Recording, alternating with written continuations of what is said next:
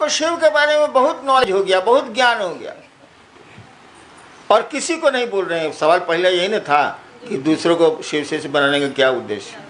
आपको शिव के बारे में बहुत ज्ञान हो गया। यह ज्ञान आप लोगों को नहीं बिखेर रहे हैं, ये ज्ञान किस काम का। और अंत में जब आगे बढ़ेंगे तो आपको लगेगा ये शिव ज्ञान भी बोगस है, सही है तो एगो मात्र शिव है और कहीं कुछ नहीं है, सब बोगसबाजी।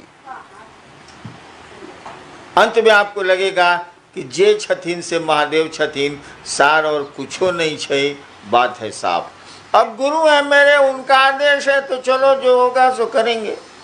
जो अकिल है, जो समझ है, जो ज्ञान है, दूसरों को बताएंगे। हमारे गुरु का आदेश है तो हम करें क्या, हमको तो करना ही है, जबकि जानते हैं कि इसका कोई उपयोग नहीं।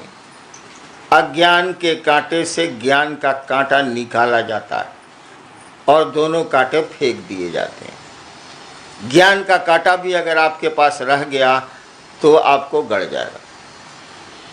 बहुत लोगों को देहात में पहले कांटा गड़ता था बबूल का, तो बबूल के दूसरे कांटे से उस कांटे को लोग निकाला करते थे और दोनों कांटे फेंक दिए जाते थे। क्या कि जिस कांटे से आपने कांटे को निकाला है वह कांटा भी गड़ सकता है। तो ज्ञान के कांटे से अज्ञान का कांटा निकलता जरूर है, लेकिन अगर आपने ज्ञान का कांटा रख भी लिया तो एक दिन आपको चुभ जाएगा और आप शिव के नज़दीक नहीं जा सकते, क्योंकि वहाँ ज्ञानी के लिए रास्ता नहीं है।